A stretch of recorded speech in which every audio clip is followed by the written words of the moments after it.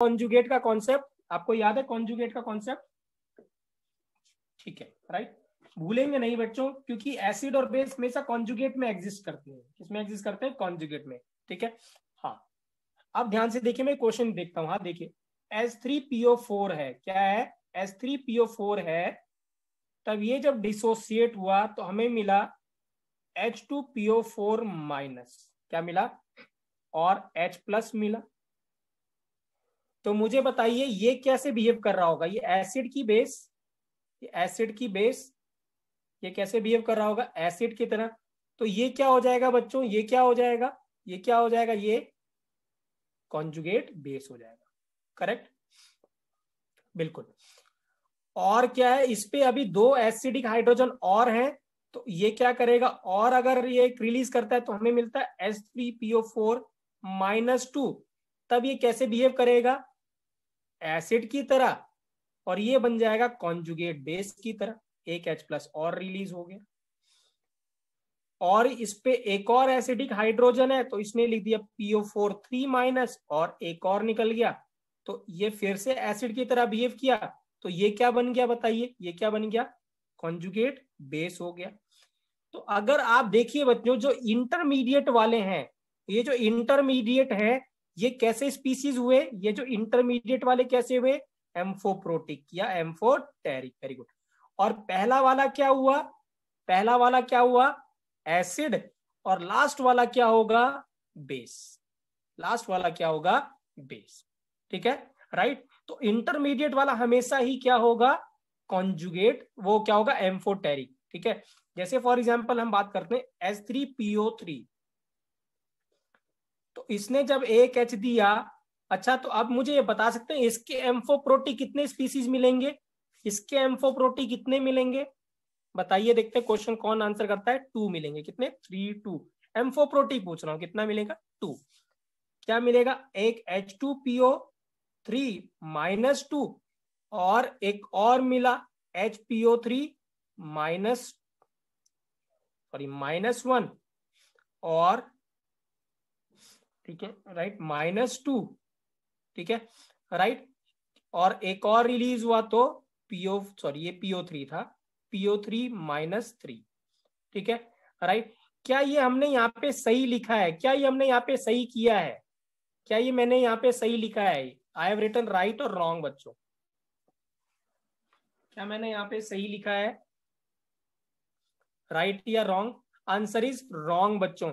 यहाँ पे क्या होगा? क्यों रॉन्ग है? What is wrong in it? What is wrong in it? क्या गलती है इसमें?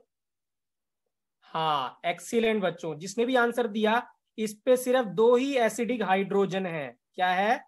इस पे 2 ही एसिडिक हाइड्रोजन है। इसका मतलब ये हमें कभी भी नहीं मिलेगा, बस यहीं तक रुक जाएगा। तो इसका मतलब क्या होगा? कितने एम्फोप्रोटिक स्पीसीज मिलेंगे इसके हमें? कितने मिलेंगे? 1 या 2? आंसर इज 1 सिर्फ। ये एसिड हो गया, और ये बेस हो गया, और ये एम्फोप्रोटिक हो गया। बात समझ में आई? बात समझ में आई कि नहीं आई? राइट। और अगर यहाँ पे मैंने लिख दिया H3PO2 लिख दिया, तो इसके कितने एम्फोप्रोटिक मिलेंगे? H3PO2 के कितने एम्फोप्रोटिक मिलेंगे? 0, वेरी गुड, 0। कोई भी नहीं मिलेगा, क्योंकि इसमें ऐसी एक ही एसिडिक हाइड्रोजन है। क्या है? एक ही एसिडिक हाइड्रोजन प्रेजेंट। तो अब आप पहचान सकते हैं बच्चों, ठीक है ना? जैसे अगर मैं आपसे पूछता हूं H3BO3, ठीक है ना, राइट। तो इसके कितने एम्फोप्रोटिक सब्सटेंस मिलेंगे? 3 2 1। इसके भी कितने मिलेंगे? 0 मिलेंगे। वेरी गुड बच्चों, वेरी गुड, ठीक है। तो मुझे लगता है बच्चों अब आप पहचान लेंगे कितना होगा। इसका मतलब क्या होगा? अगर मैं कहूं N, अगर एसिडिक हाइड्रोजन है किसी में, क्या है? अगर N एसिडिक हाइड्रोजन है, तो उसका एम्फोप्रोटिक स्पीसीज कितने मिलेंगे? N-1। Very good. कितने मिलेंगे? एम्फोप्रोटिक या एम्फोटेरिक स्पीसीज मिलेंगे। समझ में आया बच्चों? समझ में आया?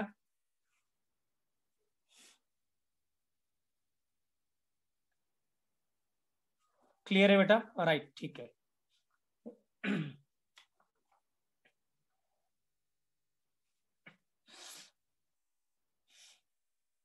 ठीक है, अब यहाँ पे एक बात और बताना चाहता हूं मैं, वो भी बात आप ध्यान रखिएगा, भूलना नहीं है, क्योंकि हर बात आपको आगे तक लेके जाएगी बच्चों, सारे कॉन्सेप्ट आगे जाके यूज होंगे, तो भूलना नहीं है। राइट, पहली बात। जैसे यहाँ पे अब नया कॉन्सेप्ट एक और कॉन्सेप्ट बता रहा हूँ। देखिए, लेट्स सपोज आपने लिखा NaOH प्लस HCl। हम सबको पता है क्या मिलने वाला है, NaCl प्लस क्या मिलेगा, वाटर मिलेगा। क्या मिलेगा, NaCl और क्या मिलेगा, वाटर मिलेगा। राइट। और अगर मैं यहाँ पे बच्चों, ठीक है, मैं अगर ऐसे लिखता हूं NaCl प्लस वाटर, तो क्या मिलेगा मुझे, तो क्या मिलेगा हमें यहाँ पे, व्हाट विल गेट, आयंस मिलेंगे। Very good. यहाँ पे कोई भी रिएक्शन नहीं होगी, नो रिएक्शन, कोई रिएक्शन नहीं होगी, सिर्फ हमें क्या मिलेगा, Na प्लस और Cl माइनस। ऐसा क्यों हुआ, वाई बच्चों, अब ये कॉन्सेप्ट मैं सिखाने जा रहा हूं, याद रखिएगा ऐसा क्यों हुआ। हमेशा याद रखिएगा, रिएक्शन हमेशा स्ट्रॉन्ग से वीक की तरफ मूव करेगी। क्या मूव करेगी, स्ट्रॉन्ग से वीक की तरफ मूव करेगी स्पॉन्टेनियसली, लेकिन इसका रिवर्स पॉसिबल नहीं है। मतलब वीक से स्ट्रॉन्ग की तरफ अपने आप रिएक्शन नहीं जाएगी। तो ये तो होगी स्पॉन्टेनियस, और ये हो गया नॉन स्पॉन्टेनियस। क्या हो गया, नॉन स्पॉन्टेनियस। ठीक है, राइट। अब ध्यान से देखिए, देखिए यहां मैं लिखा रहा हूं बेटा, साथ साथ में लिखिए ना बेटा, मैं लिख तो रहा हूं, लिखेंगे रिएक्शन, रिएक्शन विल मूव, लिखेंगे राइट, यज्ञ लिखो, लिखेंगे reaction will move from strong to weak direction, write it down, spontaneously, ठीक है, but never moves from weak to strong, spontaneously. ठीक है, स्ट्रॉन्ग से वीक की तरफ जाएगा, वीक से स्ट्रॉन्ग की तरफ नहीं जाएगा। ठीक है, अब देखिए यहां इस कॉन्सेप्ट को यहां पे हम अप्लाई करके देखते हैं। तो अगर आप ध्यान से देखिए बच्चों, ठीक है ना, इन दोनों में से आप कोई सा भी देख लीजिए कि स्ट्रॉन्ग है कि नहीं है। क्या NaOH अगर आप बेस मान के चलते हैं तो NaOH स्ट्रॉन्ग है कि नहीं है, बताइए, NaOH स्ट्रॉन्ग है कि नहीं है, यस। ठीक है, तो ये स्ट्रॉन्ग बेस हो गया। और मुझे बताइए वाटर क्या होता है, एम्फोटेरिक होता है कि नहीं होता वाटर, बताइए एम्फोटेरिक होता है कि नहीं वाटर, क्योंकि जो वाटर होता है वो H प्लस और OH माइनस दोनों देता है। ठीक है, राइट। सो दिस मीन्स क्या है, ये स्ट्रॉन्ग बेस है, और वाटर क्या हो गया है, वीक बेस की स्ट्रॉन्ग बेस। बताइए वाटर को क्या लिखे, वीक बेस की स्ट्रॉन्ग बेस, वीक बेस की स्ट्रॉन्ग बेस, वाटर क्या हो गया, वीक बेस हो गया। सो दिस मीन्स डायरेक्शन किधर से किधर जा रही है, स्ट्रॉन्ग से वीक जा रही है कि नहीं जा रही, बताइए ये वाली रिएक्शन स्ट्रॉन्ग से वीक जा रही है कि नहीं जा रही है, यस। तो इसलिए ये रिएक्शन क्या है, फर्स्ट रिएक्शन क्या होगी, स्पॉन्टेनियस हुई कि नहीं हुई, फर्स्ट रिएक्शन स्पॉन्टेनियस हुई कि नहीं हुई, यस। अब दूसरी देखिए, ये रिएक्शन कहां से कहां तक जा रही है, ये वीक से किधर जा रही है, अगर हम यहां बनाते भी हैं तो आपको NaOH मिलता, तो वीक से किधर जा रही, स्ट्रॉन्ग की तरफ, तो ये फिजिबल नहीं है। वीक बेस कैसे होता है बेटा, ठीक है, water is a weak base बेटा, हाँ ठीक है, कैसे होता है आगे हम आगे डिस्कस करेंगे। ठीक है, राइट, क्योंकि वाटर कंप्लीट H प्लस नहीं रहता, हमने वीक की और स्ट्रॉन्ग की डेफिनेशन कल देखी थी। जो 100% डिसोसिएट होता है वो स्ट्रॉन्ग कहलाता है, वाटर 100% डिसोसिएट नहीं करता है। आपने सुना होगा KW 10⁻⁻12, ऐसे सुना है, KW 10⁻⁻12। हाँ, तो वाटर वीक एसिड भी होता है और वीक बेस भी होता है, दोनों होता है। ठीक है, राइट। तो जब आपने NaOH लिखा प्लस HCl लिखा तो आपको मिला NaCl और क्या मिला, वाटर। तो ये स्ट्रॉन्ग था और ये वीक था, तो ये रिएक्शन हो गई। लेकिन जब आपने इसका रिवर्स किया, NaCl प्लस वाटर, और यहां की बात करेंगे किसमें, NaOH और H2O, तब ये क्या हो गया, ये वीक था ये स्ट्रॉन्ग था, ये रिएक्शन नहीं होगी, ये रिएक्शन नहीं होगी। ठीक है, तो reaction moves from strong to weak direction, weak से नहीं होगा। हाँ, तो आप इसको ले लीजिए, HCl ले लीजिए, क्या दिक्कत है यहाँ पे, ये स्ट्रॉन्ग मान लीजिए। तो वाटर क्या है, स्ट्रॉन्ग एसिड है कि वीक एसिड है, वाटर वीक एसिड है, water is a weak acid and weak base. तो आप इसको मान के चलिए तो भी क्या होगा, तो भी स्ट्रॉन्ग से वीक की तरफ जा रहे हैं हम, तो भी तो हम स्ट्रॉन्ग की वीक की तरफ जा रहे हैं। आप कोई सा भी ले लीजिए, एनी वन, बट सॉल्ट को नहीं लेंगे। क्यों नहीं लेंगे सॉल्ट को, अगर आपको याद है सॉल्ट को क्यों नहीं लेंगे, क्योंकि ऑल सॉल्ट्स आर क्या होते हैं, ऑल सॉल्ट्स आर स्ट्रॉन्ग। हमने कल देखा था ना, ऑल सॉल्ट्स आर स्ट्रॉन्ग। तो हम वॉट सॉल्ट की बात नहीं करेंगे, आपको एसिड ढूंढ लीजिए, कोई सा भी एसिड ढूंढ लीजिए, ठीक है, राइट। जैसे मैं अगर पूछता हूं आपसे, देखिए Na2CO3 प्लस H2SO4 गिव्स, ठीक है राइट, मैं ऐसे लिख रहा हूं, इसको एरो बना रहा हूं, ठीक है, गिव्स Na2SO4। हाँ हाँ वाटर, अंकित बेटा, water is a weak acid and weak base. Discuss करेंगे वाटर के बारे में, don't worry about it. Water तो हमें बहुत सारा डिस्कस करना है, सारा खेल ही वाटर का है। H2CO3, क्या मुझे आप बता सकते हैं what is the direction of this reaction, backward की फॉरवर्ड? इस रिएक्शन की क्या आप डायरेक्शन प्रेडिक्ट कर सकते हैं कि बैकवर्ड की फॉरवर्ड? फॉरवर्ड। क्यों फॉरवर्ड, वाई फॉरवर्ड बच्चों, वाई फॉरवर्ड,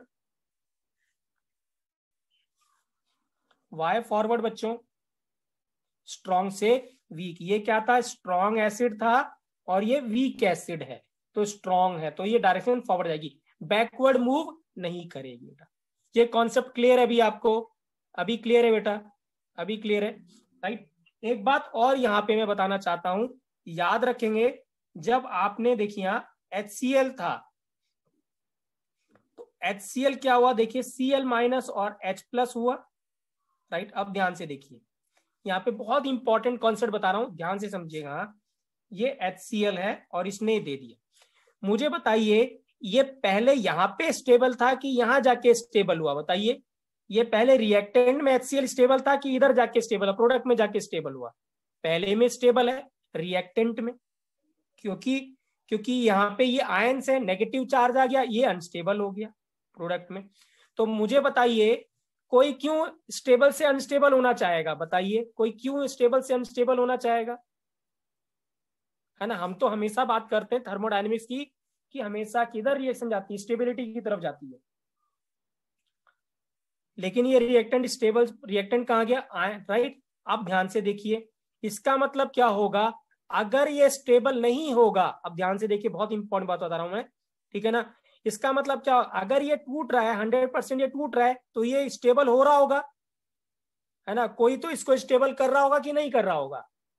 अगर स्टेबल नहीं करता तो वो क्या करता, ये Cl माइनस फिर से क्या करता, H प्लस को लेता और रिएक्शन किधर मूव कर देता, बैकवर्ड मूव हो जाती, और रिएक्शन क्या होती, रिवर्सिबल हो जाती, ठीक है, राइट। बट ऐसा ये रिवर्स डायरेक्शन में नहीं होता है, ठीक है।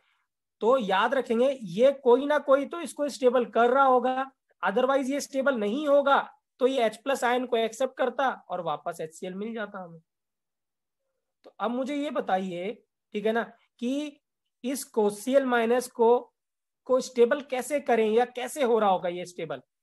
एक्सीलेंट अंकित, एक्सीलेंट। क्या होगा, वाटर कर रहा होगा, बिल्कुल पर्व, क्या कर रहा होगा, वाटर कर रहा होगा। वाटर क्या करेगा, इसका हाइड्रेशन हो जाएगा, क्या हो जाएगा, हाइड्रेशन हो जाएगा, और इसका नेगेटिव चार्ज कम हो जाएगा, नेगेटिव चार्ज क्या हो जाएगा, वीक हो जाएगा। तो नेगेटिव चार्ज वीक होने से ही H प्लस एक्सेप्ट नहीं करेगा, तो बैकवर्ड पॉसिबल नहीं होगी। बताइए समझ में आया कि नहीं आया, बताइए, ठीक है, राइट। तो वो, इसका मतलब ये तभी पॉसिबल है जब ये एनायन स्टेबल हो रहा होगा, और स्टेबल कौन कर रहा है इसको, वाटर। इसका मतलब हम कह सकते हैं कि ये रिएक्शन किधर मूव कर रही होगी, बैकवर्ड की फॉरवर्ड, बैकवर्ड की फॉरवर्ड मूव कर रही होगी, बताइए, फॉरवर्ड मूव कर रही होगी। इसका मतलब हम HCl को स्ट्रॉन्ग कह सकते हैं और Cl को वीक कह सकते हैं, हम ऐसा कह सकते हैं कि नहीं कह सकते हैं, बताइए। यस, ठीक है। अगर ये स्ट्रांग होता तो रिएक्शन किधर आ रही होती, बैकवर्ड आ रही थी, बट ऐसा नहीं होता है। इसका मतलब बच्चों याद रखेंगे, जो भी स्ट्रांग होगा बच्चों, है ना, स्ट्रांग का जो कॉन्जुगेट होगा, क्या होगा, जो स्ट्रांग का जो कॉन्जुगेट होगा वो क्या होगा बच्चों, fill in the blanks. The conjugate of strong will always be weak, वो क्या होगा, वीक होगा। और अगर वीक है तो उसका कॉन्जुगेट क्या होगा, उसका कॉन्जुगेट क्या होगा, स्ट्रॉन्ग होगा। ऑलवेज बच्चों याद रखेंगे, ठीक है, क्या होगा, स्ट्रॉन्ग होगा, ठीक है, राइट। तो स्ट्रॉन्ग का, हाँ वाइसा वर्सा, स्ट्रॉन्ग का कॉन्जुगेट वीक और वीक का कॉन्जुगेट क्या, स्ट्रॉन्ग होगा, ठीक है, राइट। और ये हमेशा ही होगा, करेक्ट है बच्चों, ठीक है, इसको याद रखेंगे, स्ट्रॉन्ग का कॉन्जुगेट वीक और वीक का कॉन्जुगेट स्ट्रॉन्ग, क्योंकि जो HCl है उसका कॉन्जुगेट क्या है, Cl माइनस है। HCl क्या है बच्चों, बताइए, व्हाट इज HCl? HCl क्या है, एसिड की बेस, क्या लिखें यहाँ पे, एसिड, क्या लिखें, एसिड। और Cl माइनस को क्या लिखें, कॉन्जुगेट बेस।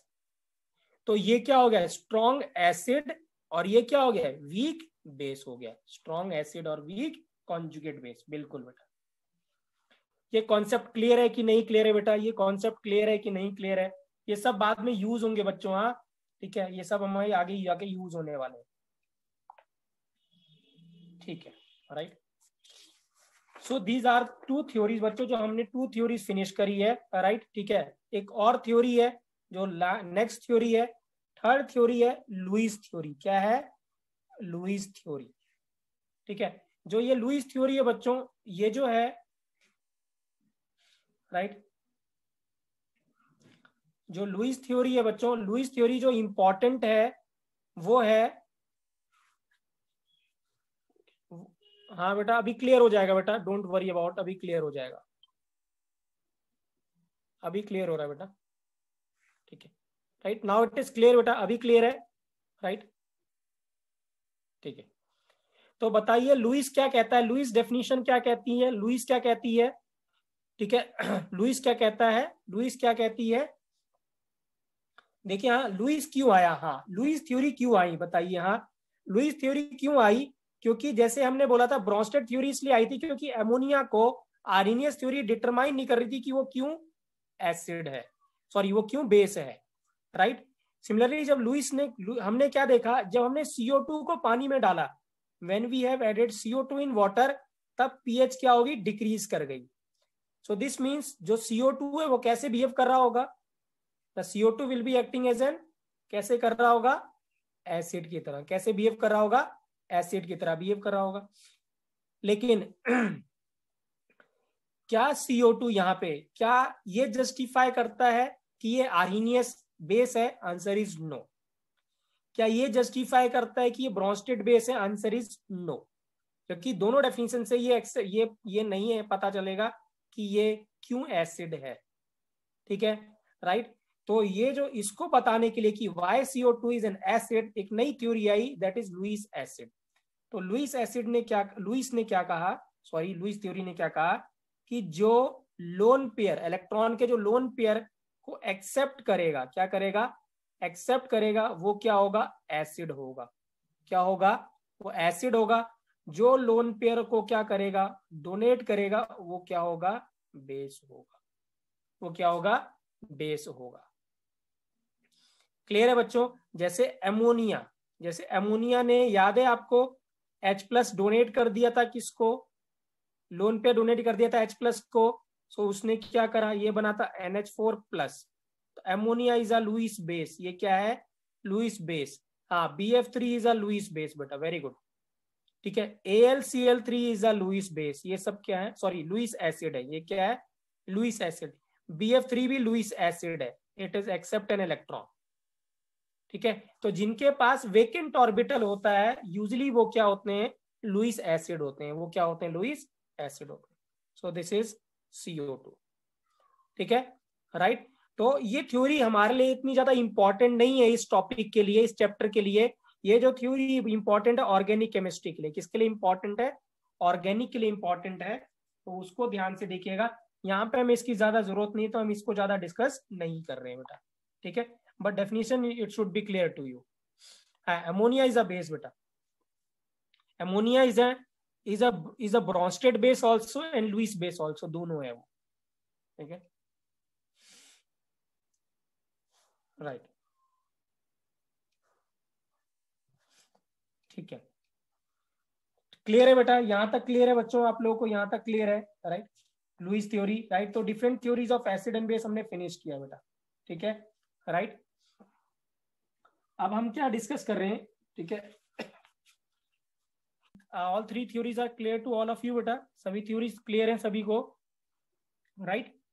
सो अब हम आगे प्रोसीड कर रहे हैं बेटा, लिखेंगे नेक्स्ट हेडिंग डालेंगे फैक्टर अफेक्टिंग, लिखेंगे बेटा फैक्टर अफेक्टिंग, हेडिंग डालेंगे factor affecting degree of dissociation, that is alpha. Alpha को कौन कौन इफेक्ट करेगा वो हम डिस्कस करने जा रहे हैं, तो नोट इट डाउन बेटा, हाँ ठीक है, राइट?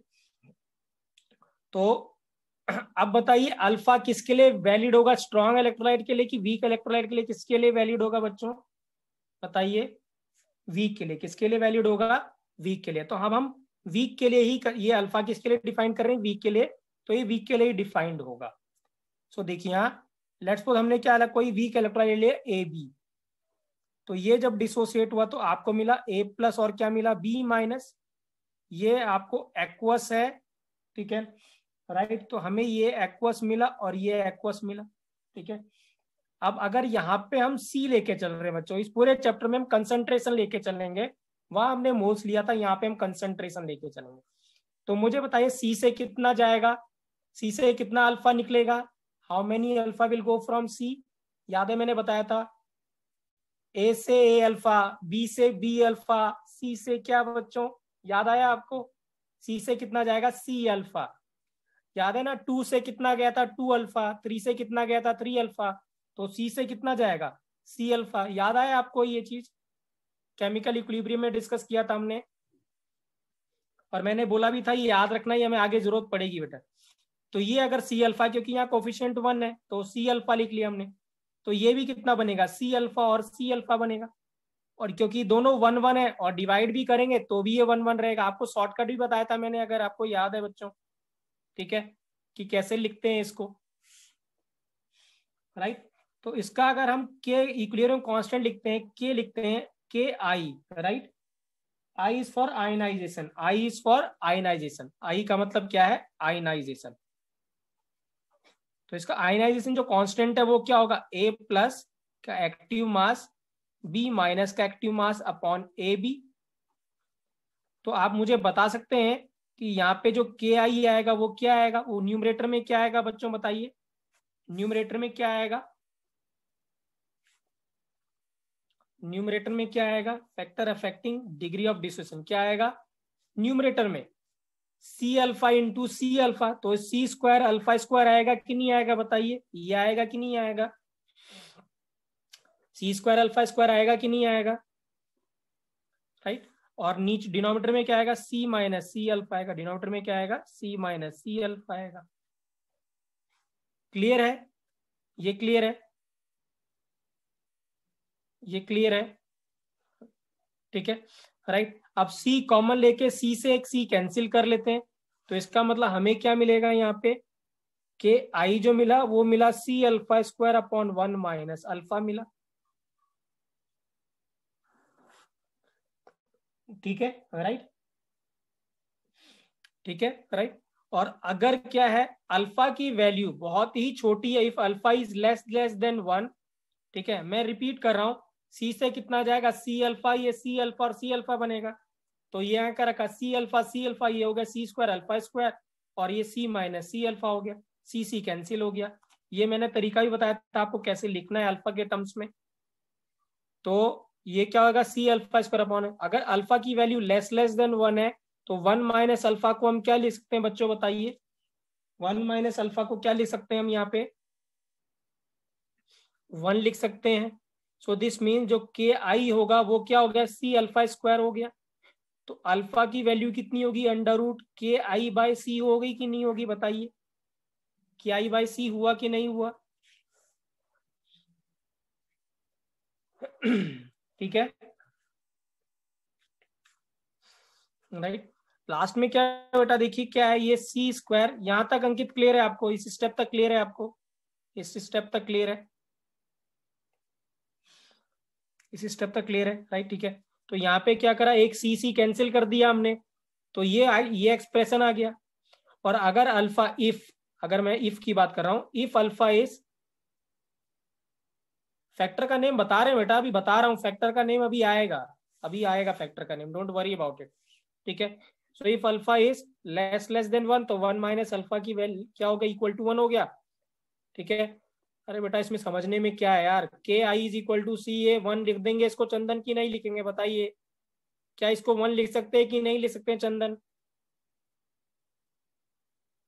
ठीक है, तो ये सी अल्फा स्क्वायर हो गया, तो अल्फा की वैल्यू क्या होगी यहाँ पे, अल्फा की वैल्यू ऐसे ये आएगी कि नहीं आएगी, बताइए ये आएगा कि नहीं आएगा? ठीक है, अब यहाँ पे ये वाली बात है कि हम इसको अल्फा को कितना लें, लेस देन 1। तो यहाँ पे इंपॉर्टेंट एजम्पशन है बच्चों, बहुत इंपॉर्टेंट एजम्पशन है इस चैप्टर के लिए। ठीक है, ध्यान से समझिएगा, क्या एजम्पशन है, इफ परसेंटेज जो डिसोसिएशन है, परसेंटेज डिग्री ऑफ डिसोसिएशन क्या है, लेस देन 5% है, क्या है, लेस देन 5% है, दैट इज अल्फा की वैल्यू क्या लिखे हम, लेस देन कितनी है, अल्फा की वैल्यू कितनी लिखे, लेस देन कितनी है, 0.05। वेरी गुड, क्या है, 0.05 है, तब आप हमेशा 1 माइनस अल्फा को कितना लिखेंगे, 1 लिखेंगे। तब आप 1 माइनस अल्फा को क्या लिखेंगे, 1 लिखेंगे, तब हमेशा ही जो के आई होगा वो सी अल्फा स्क्वायर होगा, और अल्फा की वैल्यू क्या होगी, के आई बाय सी होगी। याद रखेंगे तभी होगा जब अल्फा की वैल्यू लेस देन 0.01 है, या क्या है 5% से क्या है, कम है। ठीक है, और इसको इसको हम बोलते हैं, इस जो अभी हमने ये डिराइव किया यहां से यहां तक, इसको बोलते हैं बच्चों ओस्टवाल्ड लॉ। क्या बोलते हैं, ओस्वाल्ड लॉ ऑफ डाइल्यूशन। क्या कहते हैं, Oswald law of dilution. Important है बच्चों बहुत, क्या है ओस्टवाल्ड लॉ ऑफ डाइल्यूशन। इस एजम्पशन को हम बार बार यूज करेंगे बेटा, बार बार यूज करेंगे, एजम्पशन याद रखना है आपको हमेशा। ठीक है, अब देखिए, अब पहला फैक्टर इसका, यहीं से फैक्टर सारे निकल के आएंगे। फर्स्ट फैक्टर अगर मैं कहूं कि अगर किस पे डिपेंड करेगा, नेचर ऑफ इलेक्ट्रोलाइट पे डिपेंड करेगा कि नहीं डिपेंड करेगा, बताइए नेचर ऑफ इलेक्ट्रोलाइट पे डिपेंड करेगा कि नहीं डिपेंड करेगा अल्फा? यस, क्योंकि अगर स्ट्रॉन्ग इलेक्ट्रोलाइट है तो अल्फा की वैल्यू कितनी थी, अल्फा की वैल्यू कितनी थी, 1 थी। अगर वीक इलेक्ट्रोलाइट है तो अल्फा की वैल्यू लेस देन 1 थी। तो पहला किस पे डिपेंड कर रहा है, नेचर ऑफ इलेक्ट्रोलाइट पे, या 0 से 1 के बीच में थी, बिल्कुल राइट। सेकंड फैक्टर की बात करें अगर हम, सेकंड फैक्टर की बात करते हैं हम, ठीक है, नेचर ऑफ उस पे भी डिपेंड करेगा, नेचर ऑफ सॉल्वेंट पे भी डिपेंड करेगा, है ना। आपने सुना होगा लाइक डिजॉल्विंग लाइक, बच्चों क्या सुना होगा, लाइक डिजॉल्विंग लाइक। ठीक है, तो अगर आप NaCl को वाटर में डालेंगे तब तो डिसोसिएट हो जाएगा, राइट। ठीक है, हाँ, पोलर पोलर में डिजोल्व होगा, नॉन पोलर में डिजोल्व होगा। तो यूजली क्या होते हैं, जो पोलर बॉन्ड होते हैं, जो पोलर बॉन्ड होते हैं या जो आयनिक बॉन्ड होते हैं वो तो डिसोसिएट कर जाते हैं पानी के अंदर, क्योंकि लाइक डिजोल्व इन लाइक बोलते हैं, क्या बोलते हैं, लाइक डिजोल्व इन लाइक। हाँ, क्योंकि हमें क्या है, इन लाइक, क्योंकि हमारे पास जो सॉल्वेंट है वो क्या है, वाटर है, और वाटर क्या पोलर नेचर का है। तो यूजली क्या होगा, जो पोलर बॉन्ड होते हैं या जो आयनिक बॉन्ड होते हैं वही टूटते हैं, उनका अल्फा ज्यादा होता है, उनका अल्फा क्या होता है, ज्यादा होता है। ठीक है, राइट, तो नेचर ऑफ इलेक्ट्रोलाइट पे डिपेंड करेगा। थर्ड की बात करेंगे अगर हम, ठीक है, अल्फा किस पे डिपेंड करा बच्चों, अल्फा क्या था, के आई बाय कितना था, के आई बाय क्या था, सी था। ठीक है, तो मुझे ये बताइए जब के आई बाई जो सी होगा, ठीक है ना, तो क्या के याद है आपको, के सिर्फ और सिर्फ किस पे डिपेंड करता है, बताइए जो के है वो सिर्फ और सिर्फ किस पे डिपेंड करता है, टेम्परेचर पे। तो के डायरेक्टली प्रोपोर्शनल टू टेम्परेचर होगा। तो अगर मैं टेम्परेचर इंक्रीज करता हूं तो अल्फा भी क्या करेगा बच्चों, अल्फा भी क्या करेगा, अल्फा भी क्या करेगा, इंक्रीज करेगा। सो दिस मीन्स किस पे डिपेंड करेगा, थर्ड फैक्टर क्या है, टेम्परेचर है, क्या है, टेम्परेचर है, राइट। ठीक है, करेक्ट है बच्चों। ठीक है, नाउ टेलिए बच्चों हमारे पास कितना टाइम बचा हुआ है बेटा, कितना टाइम बचा हुआ है,